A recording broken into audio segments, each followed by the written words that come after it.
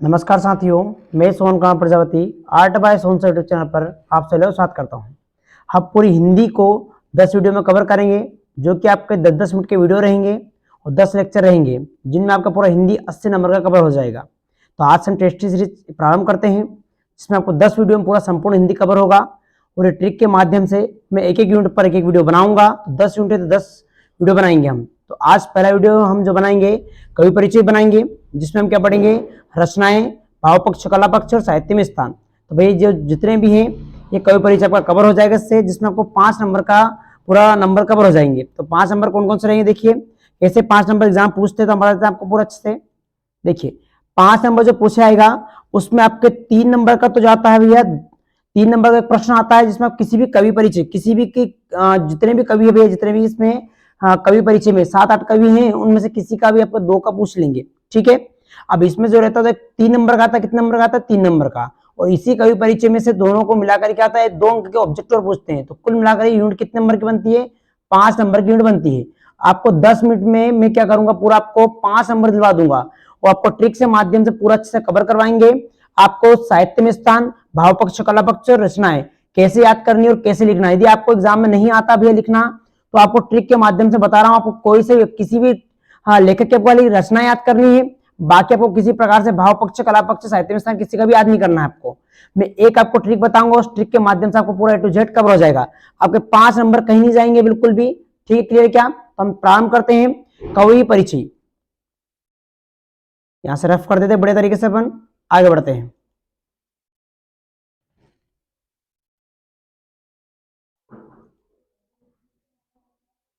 थोड़ा बस इसकी समस्या होती है अपने साथ, और कुछ भी नहीं ना।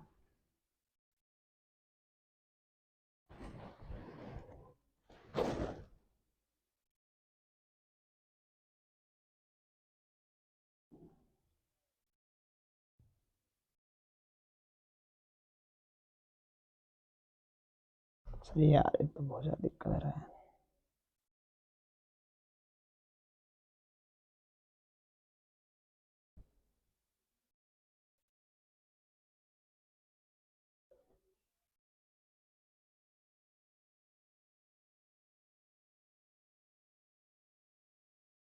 चलिए, थोड़ा समस्या है इसका, थोड़ा सा देखना पड़ेगा ना अपने को।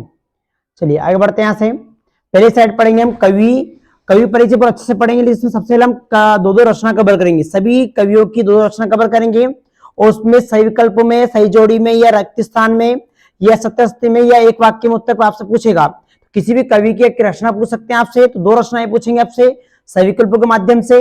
32 नंबर जो ऑब्जेक्ट आएगा उसमें आपका क्या जाएगा, आपका 2 ऑब्जेक्ट पूछेंगे एक रचना से, और 2 रचना आपको याद करनी है।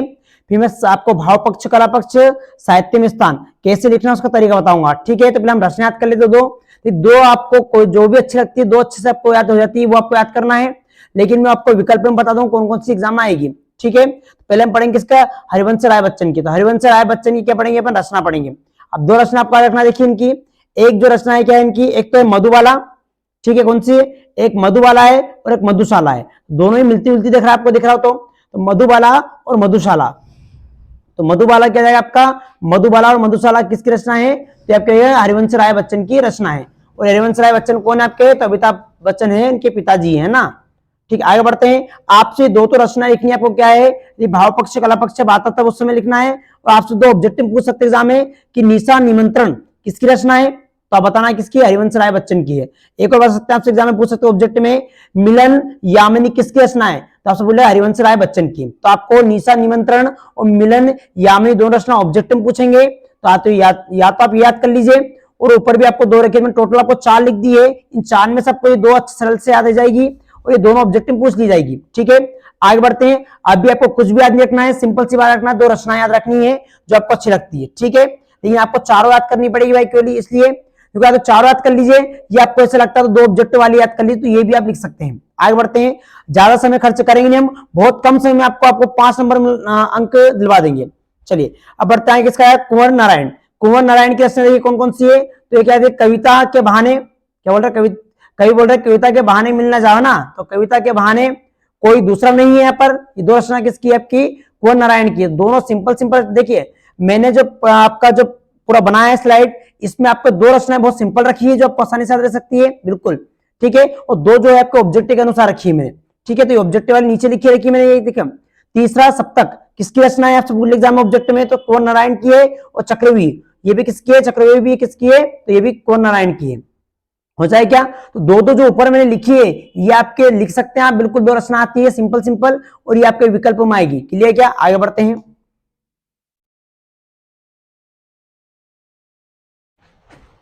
स्लाइड को आगे बढ़ाते हैं ना, चलिए आगे बढ़ते हैं। यहाँ पर रघुवीर साई, अब रघुवीर साई की अपन रचना पढ़ लेते हैं दो।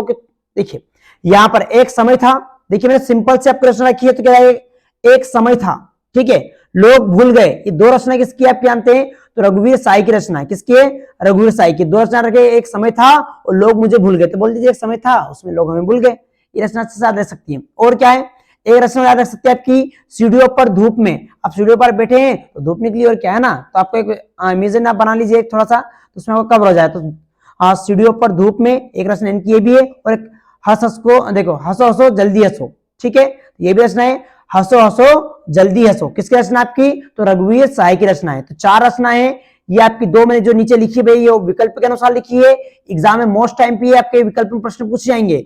दो प्रश्न आपके रचनाएं से आएंगे, और 3 नंबर का जो प्रश्न आएगा आपका, दो रचनाएं साहित्य में स्थान, भाव पक्ष, कला पक्ष, तो ये 3 नंबर का प्रश्न बनेगा, और ये दो ऑब्जेक्ट बनेंगे रचनाएं का, ठीक है।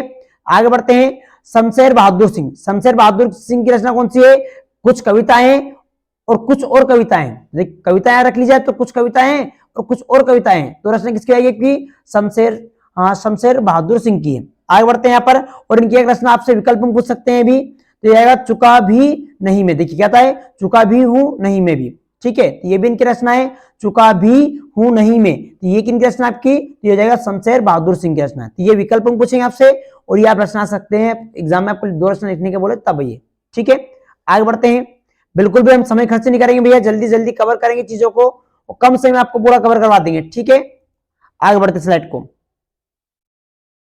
यहां पर सूर्यकांत त्रिपाठी निराला, देखिए ऐसे तो कवि तो बहुत सारे हैं भैया देखिए, लेकिन आपको मैंने 7-8 लिखे इंपोर्टेंट, जिसमें 2 आएंगे एग्जाम में ना, तो आपको किसी को एक को, हाँ सभी में से मतलब 2-2 रचना तो आप याद कर लीजिए, क्योंकि विकल्प में भी आ सकती है। चलिए आगे बढ़ते हैं, यहां से यहां पर देखते हैं अपन किसके जाएगा आपका, तो सूर्यकांत त्रिपाठी निराला, देखिए ये रहे सूर्यकांत त्रिपाठी निराला। तो सूर्यकांत त्रिपाठी निराला जो इनकी रचना, तो अनामिका है, कौन सी है, अनामिका, परिमल और एक पत्ते, ठीक है, तो इनकी रचना हो जाएगी। और सूर्यकांत त्रिपाठी निराला के एक विकल्प में पूछ सकते हैं आपसे, राम की शक्ति पूजा, देखिए भैया ना ये आपसे रचना पूछ सकते हैं, कौन सी, राम की शक्ति पूजा, ठीक है, तो राम की शक्ति पूजा किसकी रचना है, पूछ ले आपसे, तो सूर्यकांत त्रिपाठी निराला की रचना है। तो ये आपसे विकल्प में पूछ लेंगे, तो गड़बड़ बिल्कुल नहीं करना भैया ना।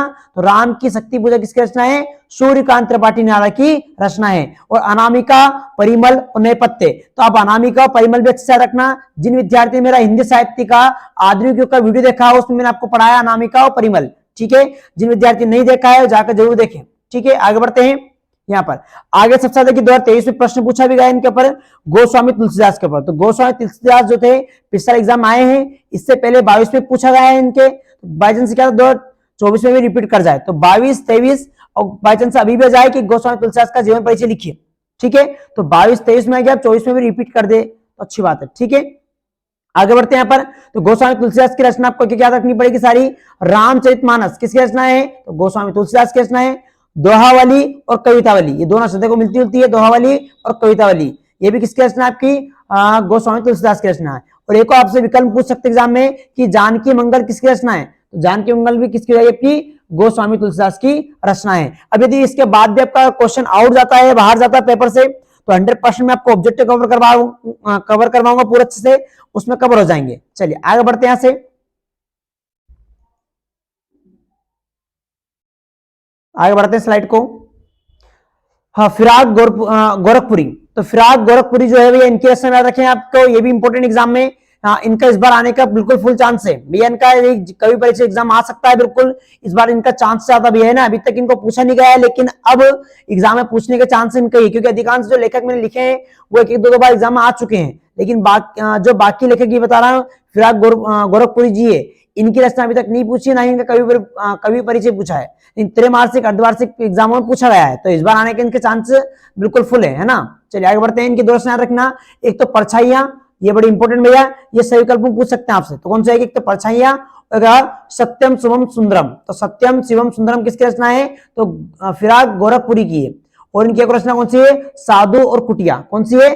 साधु और कुटिया, ये इनकी रचना हो जाएगी। तो मैंने आपको कम से कम देखिए मान लीजिए कितने हैं यहाँ पर 5-7, यानी 7 व्यक्तियों को बताया है मैंने। इन 7 में एग्जाम में 2 आएंगे कोई भी, तो आपको लिखना है, ओनली रचना याद करनी है, सिंपल सी। अभी भाव पक्ष, कला पक्ष और साहित्य में स्थान मैं आपको से लिखने बताऊं किस टाइप से लिखना है, कोई रटना किसी प्रकार से नहीं है आपको, ठीक है।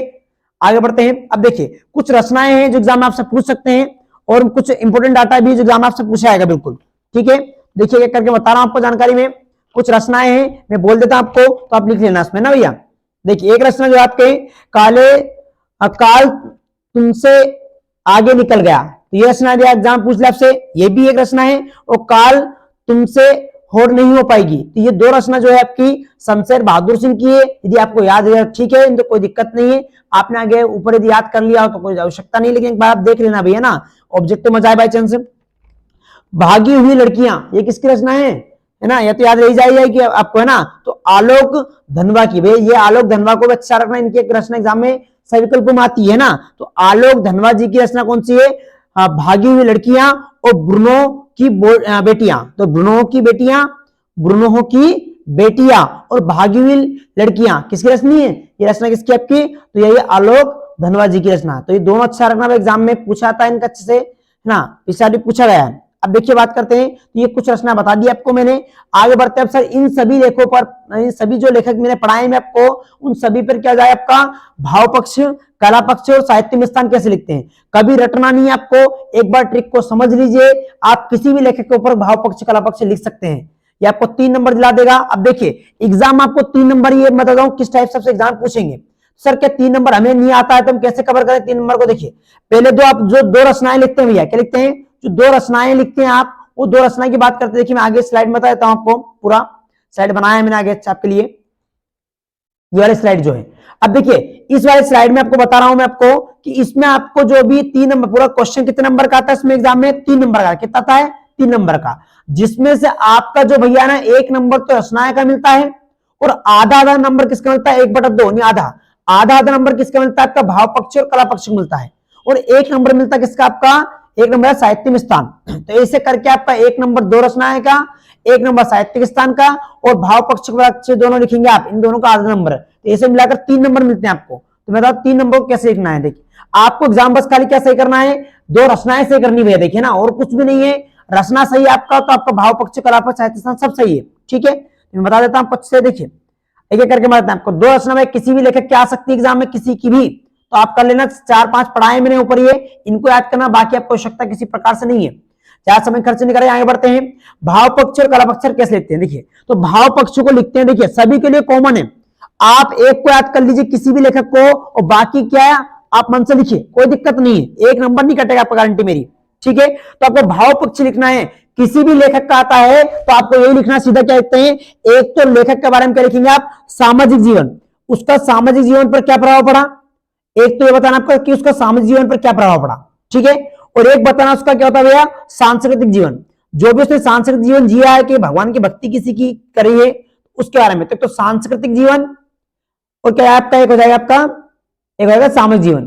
तो ये दोनों मुद्दे पर आपको क्या करना है? भाव पक्ष लिखना है। किस पर लिखना है? कि ऐसे लिखना आपको भैया कि कवि ने कहा है कि सामाजिक जीवन बड़ा सरल और कठिन है, ऐसा बड़ा चढ़ाकर तारीफ करनी है आपको, ठीक है, किसी प्रकार से। तो ऐसे आपको जो है आपका ये सामाजिक जीवन के बारे में बताना है और सांस्कृतिक जीवन के बारे में बताना है। एक बार आप थोड़ा बुक में देख लेना इसको, लेकिन सिंपल सी बात, इन दोनों टॉपिक पर आप लिखें कि सभी के लेखक जो होते हैं कॉमनली बात समाज के बारे में बात करते हैं और संस्कृति के बारे में बात करते हैं, अन्यथा किसी प्रकार से आप ना लिखें। ये 2 टॉपिक हो गए, इन दोनों टॉपिक पे एक बार पढ़ लीजिए आप और लिख दीजिए मन से। थोड़ा सा तारीफ करना भैया ना, लेखक की प्रशंसा करनी है उसमें आपको। अब देखिए कला पक्ष में, कला पक्ष में क्या लिखना आपको? तो 2 चीजें अच्छे से नोटिस कर लीजिए।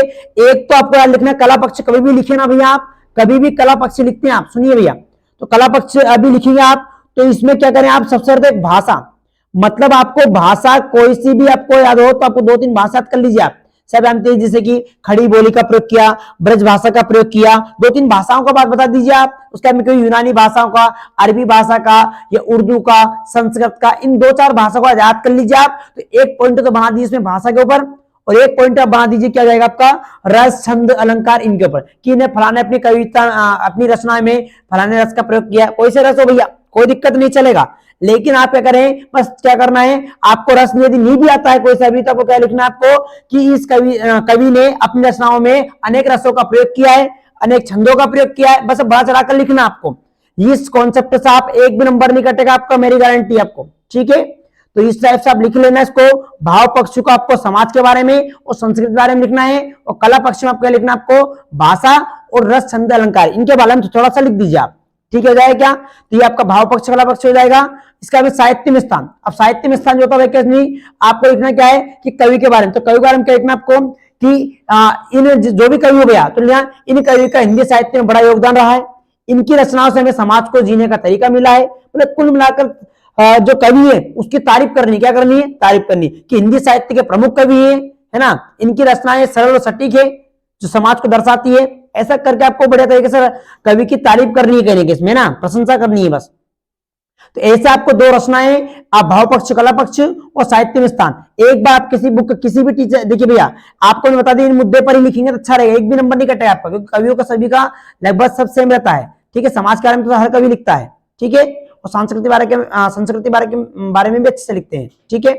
आगे बढ़ते हैं, कुछ महत्वपूर्ण तथ्य भैया जो एग्जाम में आपके सभी विकल्प में आ सकते हैं, हो जाए क्या। चलिए आगे बढ़ते हैं, समय को बिल्कुल नहीं खर्च करेंगे अपन, आगे बढ़ेंगे ना। आपको 10 मिनट में पूरा मैं आपको 5 नंबर दिलवा दूंगा ना भैया, देखिए। चलिए आगे बढ़ते हैं, कुछ महत्वपूर्ण तथ्य बात कर लेते हैं। तीसरा सप्तक किसकी रचना है, ये तीसरी सप्तक जो रचना है किसकी भैया, तो कुंवर नारायण की, किसके, कुंवर नारायण जी की क्या है, तीसरी जो आपकी क्या जाएगी सप्तक, किसकी रचना है, तो कुंवर नारायण की है। आगे दूसरा सप्तक किसकी रचना है, तो रघुवीर साई की रचना, किसके, रघुवीर साई की। भैया ये आपका जो है विकल्प में पूछेंगे आपसे, या सही जोड़ी में पूछ लेंगे, कहीं भी पूछ लेंगे आपसे क्वेश्चन, ठीक है। आगे स्वयं को उर्दू तो हिंदी का दोहब, ये कवि, तो क्या है, स्वयं को उर्दू और हिंदी इन दोनों का कवि कौन मानते हैं अपने, तो जाएगा शमशेर बहादुर सिंह। शमशेर बहादुर सिंह क्या बोलते हैं अपने आपको, कि मैं स्वयं हिंदी और उर्दू का क्या कवि हूं, ठीक है, हो जाएगा इतना। एक और, एक शायर के रूप में, क्या एक शायर के रूप में फिराक गोरखपुरी ने अपना नाम क्या बताया है, फिराक बताया, क्या बताया है, फिराक। तो जाए के लिए क्या, तो फिराक गोरखपुरी, जो फिराक गोरखपुरी का अन्य नाम पूछ लिया आपसे कौन सा है, तो फिराक है, क्या है, फिराक है। गुजराती कवि या साहित्य, जो साहित्यिक जो है गुजराती कवि है, जिसमें कवि है और साहित्यिक भी ने साहित्य में कोई रचना लिखी है, तो इनके द्वारा क्या है, स्वरों को देखिए, तो गुजराती कवि और साहित्य को स्वर देने वाले कवि कौन है, उमा शंकर जोशी, ये ऑब्जेक्टिव पूछ लेंगे आपसे। हरिवंश राय बच्चन की प्रथम कृति यानी प्रथम रचना कौन सी है, तो तेरा हार, तो तेरा हार क्या जाए आपका, इनकी रचना है, ठीक है, ये इंपोर्टेंट है, आप ध्यान रखना है ना, एग्जाम पूछ सकते हैं आपसे। आगे बढ़ते हैं, स्लाइड को आगे बढ़ाते हैं।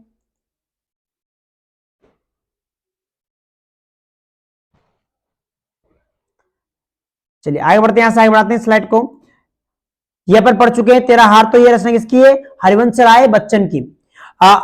आलोक धनवा की एक रचना है, जिसे पहली रचना थी ये इनकी, तो क्या दुनिया रोग रोज बनती है, ये रोग नहीं है, रोज है ना, ये क्या है, ये रोज है, जा है ये, है ना भैया, तो इसको सही कर लेना आप, इसमें क्या जाएगा, ये जो क्या जाएगा आपका जा है, तो रोज कर लेना इसको, क्या जाएगा आपका रोज, ठीक है। आपका कि आलोक धनवा की रचना कौन सी आपकी, पूछ लिया आपसे, तो दुनिया रोज बनती है, ये किसकी रचना आपकी, आलोक धनवा की रचना है। आगे बढ़ते हैं, रघुवीर साई की रचना कौन सी आपकी, रामदास, कौन सी रचना है, रामदास, जो हिंदी साहित्य या हिंदी आधुनिक हिंदी कविता की एक महत्वपूर्ण रचना है। तो आधुनिक हिंदी कविता की रचना किसकी है, महत्वपूर्ण रचना, तो ये जाएगी रघुवीर साई की, कौन सी रचना है, रामदास। शमशेर बहादुर सिंह के, देखिए शमशेर बहादुर सिंह जो थे, इनने पेंटिंग की जो कलाकारी किसी सीखी थी, तो जाएगा उकील बंधुआओं से, उकील जो बंधुआओं जो लोग थे, इनसे पेंटिंग कला सीखी थी इन्हें, ठीक है, हो जाए क्या। आगे बढ़ते हैं, हिंदी साहित्य का, देखिए हिंदी साहित्य का सबसे सर्वश्रेष्ठ कवि या महाकाव्य, ठीक है, तो हिंदी साहित्य का सबसे सर्वश्रेष्ठ महाकाव्य कौन सा है, तो रामचरित मानस है, ठीक है, और किसने लिखी है, गोस्वामी तुलसीदास ने।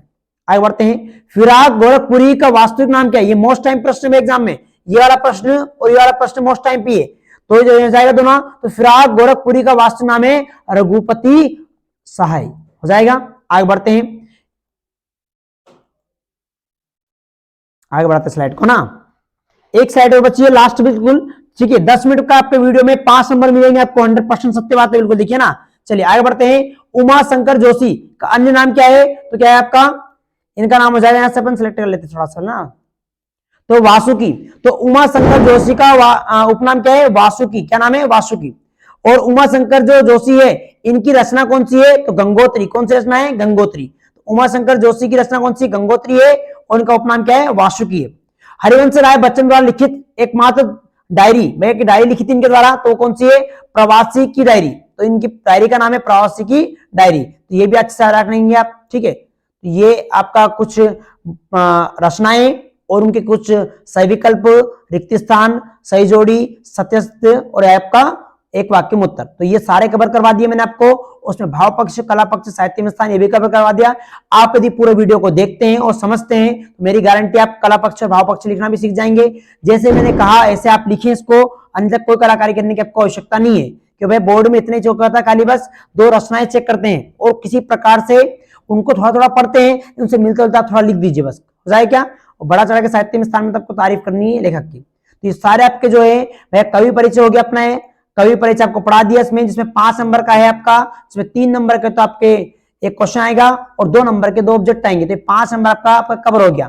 अब हम कल जो वीडियो बनाएंगे उसमें अभी लेखक परिचय पढ़ेंगे, जिसमें भी आपका 5 नंबर का आएगा, ठीक है। तो अब इससे ध्यान रखें, इसको वीडियो को देख लीजिए। जिन विद्यार्थियों ने आधुनिक हिंदी साहित्य का युग का नई वीडियो देखा है तो आप देख लीजिए, इसमें छायावाद, ऋग्वैदिक काल, प्रगतिवाद काल, आदि काल, भक्ति काल, छायावाद, मतलब और भी बहुत सारे युग हैं, उन सारे युगों के बारे में मैंने अच्छे से बताया है और उनके 43 एमसीक्यूज अपन ने कवर करे हैं, ठीक है, और पूरा कवर हो जाएगा अच्छे से। तो हिंदी के मैं आपको 10 वीडियो बनाऊंगा, 10 वीडियो में आपके पूरे 80 नंबर की हिंदी कवर हो जाएगी। बहुत कम समय में आपको मैं 10 वीडियो के माध्यम से क्या हो जाएगा, आपको 80 नंबर दिलवा दूंगा। बस आप क्या करें, थोड़ा ट्रिक को भी फॉलो करें। देखिए ज्यादा रटना भी नहीं है, ऐसा खूब दिन रात खूब नहीं पढ़ना, वरना इतना आवश्यकता नहीं पढ़ने की भैया ना।